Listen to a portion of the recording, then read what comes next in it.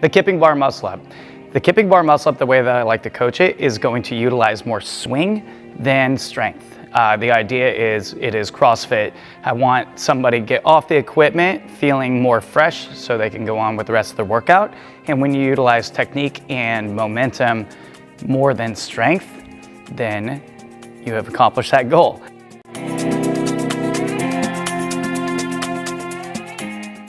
I have the bar muscle up broken down into 6 different steps. For the sake of the conversation, I broke it down into 8 because we are starting from the floor and I like to point a second thing out a little bit later. So, starting from the floor with the bar muscle up, make sure that if you have the opportunity to get to a bar where you can stand beneath the bar, touch the bar on your tiptoes, or the athlete can touch the bar on their tiptoes, that is the bar height that I would like them to use. We don't want to start with a bar that's extra high for a couple reasons, but most importantly, it's that they're going to jump from the floor, and if the bar is too high, then their jump may not be sufficient enough to give them the best opportunity to learn their first bar muscle up. This will be the right height. If necessary, you can stack plates to find that right height if you don't have a bar that's low enough. And once they are standing on a platform that's low enough that they can reach the bar from those plates, move the plates back 1 arm's length behind the bar. That's where we're gonna start. When you approach the bar, I often see people walk really close to the vertical plane of the bar and try jumping, but as we may know, the hips dictate the amount of swing because they act like the weight of a pendulum. So we wanna start with our hips and our body, but our hips back behind the bar 1 full arm's length. That's where you're gonna start. I drew this green line to show that I do want arms to swing. I have seen a lot of people walk up to a bar and jump this way, but an arm swing will allow for a bigger jump. So that's how you're going to do it. You're gonna walk up, check the distance. This should be the vertical plane of the bar. Swing your arms and jump. Position number 1. The BC jump. I call it the BC jump. That stands for bad cheerleader. Good cheerleaders can fold in half and touch their toes. This one can't. It's just a hip hinge. And what we're trying to do is keep the hips back, as I wrote here, 1 arm's length. That's where the hips should reside, in the air. So your body jumps up, but you hinge forward in order to reach the bar. The upper body will be tilted forward at that position. You can still look up the bar. You do need to look at the bar to grab it, so don't guess where the bar is. Jump up, see the bar, grab it, try to create a straight line from the hands to the hips, and from the hips to the feet, it should also be straight. If that line were to continue down to the floor, the line from your hips to your feet and further, that should point directly at the floor beneath the bar. I call that the target, where that X is. So once you jump up, you've got your hips back, you've got a straight line from your hands to your hips, which eliminates any slack in your upper body so you can continue with more swing. You're going to point your feet forward at the floor beneath the bar. And then as you swing forward, you're gonna go into the TR position, which is the target reach position. That is our target. We're gonna reach toward it. For the sake of the bar muscle up and the way that I like to coach it, the target reach will be in a vertical position. It is not the only way to do this position. This is the first straight body position, and I personally like my body to be further out in front of the bar, but for most people, for the masses, this is what works. Pretty much everybody I've ever worked with can do this type of muscle up, which is a medium kipping swing. And if you point your feet too far forward, then it makes the kipping swing really fast, really difficult, creates the necessity for more speed when it comes to the other parts of the muscle up. So trying to go from the bad cheerleader jump, the BC jump, into the target reach. This should be a controlled extension of the hips so the feet don't just start high and in the correct position here and then drop. They shouldn't free fall. The hip flexors should be on. Your body does not need to be hollow. We're trying to keep a straight line from hands to hips. And we are going to slowly lower our feet toward that X. What we're doing is we're using the weight of our legs to help create actually more swing going forward. If you allow your feet to free fall, then number one, this position will be too far back behind the bar, and number two, you will end up with less swing, thus your hips won't swing as far forward. That is the TR position. Position number three is the loading position. This is the position that gets you ready for the big move. You should feel completely extended. This does not mean that you have to swing your arms completely back behind your head. I know CrossFitters, I know their mobility, and I know that it is not likely that they're going to get a huge extension here. This shouldn't feel like a snapping end position like it does with toes to bar or kipping pull-ups, because your head should be looking upward, at least 45 degrees. So you should be looking up at 45 degrees or greater in this position. That means that the shoulder will be extended, or flexed rather, but it does not mean that you're pushing your head forward, which would cause your shoulders to be open even further, okay? Knees will bend slightly.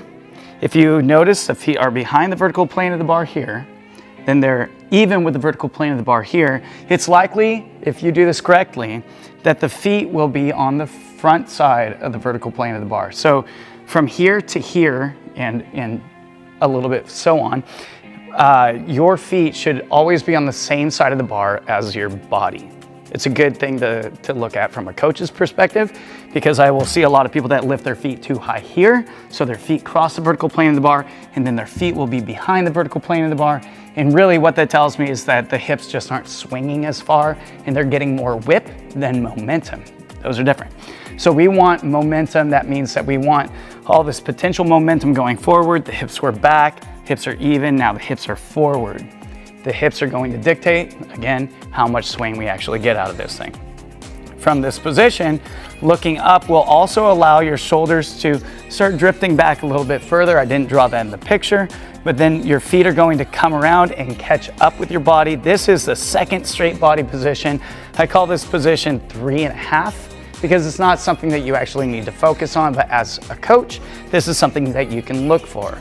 So the first straight body position is here, second one is here, and if you look at that like a slice of pizza, it is a relatively decent slice. It's not too big, it's not too small, which means that the movement, the kipping swing, is more of a medium size, and that is manageable for most athletes.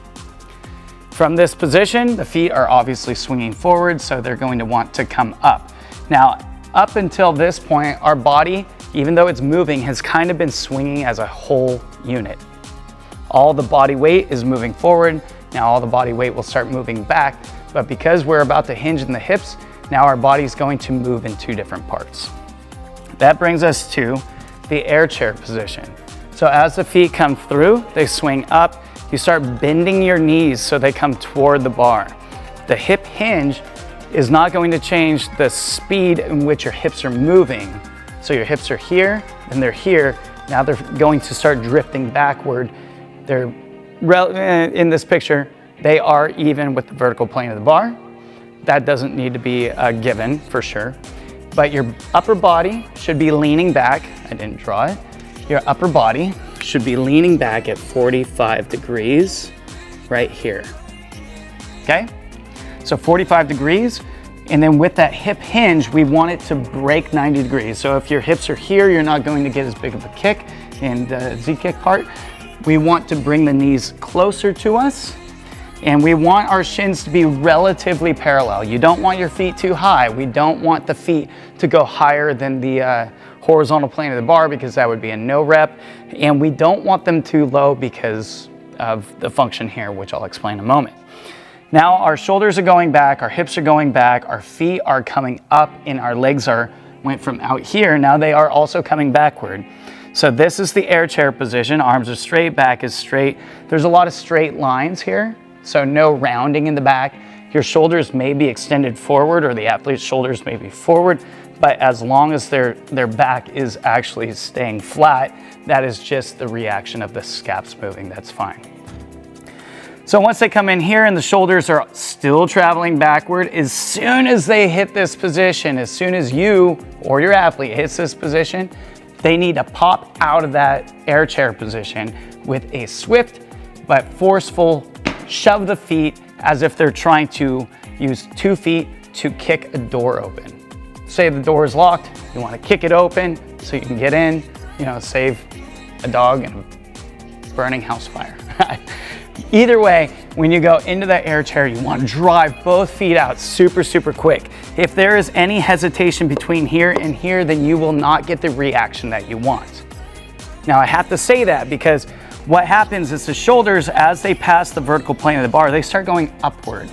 You're attached to the bar, so as your shoulders start going upward, they are going to start losing momentum, okay? If you hesitate in this position, the shoulders are quickly losing momentum, going up against gravity, and then the kick, even if it is forceful, will not be adding enough power into the shoulders to finish the transition. So what we look for here is the legs come up and immediately kick the opposite direction. So the shoulders speed, say this is the bar and these are your shoulders, okay? So as your shoulders come back, they'll start slowing down, but then you kick and then they can continue. So it's an extra boost while they are still moving. If they stop moving or they slow down, then even with a big boost, it's going to be harder to have like the combination of the speed of your shoulders swinging back with the extra speed granted by your kick to get your shoulders up and over the bar. So in here and out here needs to be this quick pop, explosion, bam, kick the other way. This means that your hips should open to a greater than 90-degree angle. And I just want to be really specific about this. You do not want to completely extend the hips. You do not want to completely extend the legs in the knee, because as soon as you do that, then they are going to start drifting downward. If you change direction quickly and then straighten them slowly as you go through the transition, what's going to happen is all this leg weight that you change direction with, it pushes you up and over, and the leg should hover here. So I tried to draw this as accurately as possible. Knees are here. Knees should be pretty much in the same spot here, and hopefully they'll be pretty much in the same spot there. As you transition over the top, clearly we're not gonna leave our feet up here. The feet will drop naturally. That's not something that should be focused on. The idea is actually to keep the feet hovering in that space. But as you transition over the top, or as your athlete transitions over the top, mind you, this athlete has a ponytail, and that ponytail is flying over the top, because from here it is a pull and a swing, as if you had one of those toys that you take to the dog park that picks up the tennis ball and it flings it. Imagine you've got one of those with a little cup on your head and you're trying to fling that ball wide across the room. That is kind of what the hair flopping over the top should be like. And there we go. So that's the transition right there. Even though it's common to see CrossFitters finish a transition looking forward and up, if your athlete or you are working on your first bar muscle up, I highly recommend that the head goes up, over, and then looks downward toward the floor. Okay, I call this the wishing well position, because when you're a child and you throw a coin into a wishing well, you jump up, you want to look down into the well to watch it as it falls and flickers in the light. That is kind of the same concept here. Kick, make a wish, and get your ass over the top, okay? So those are the 6 steps, plus the starting position, and I just wanted to point out step 3.5, the second straight body position, but those are the 6 steps to the bar muscle up.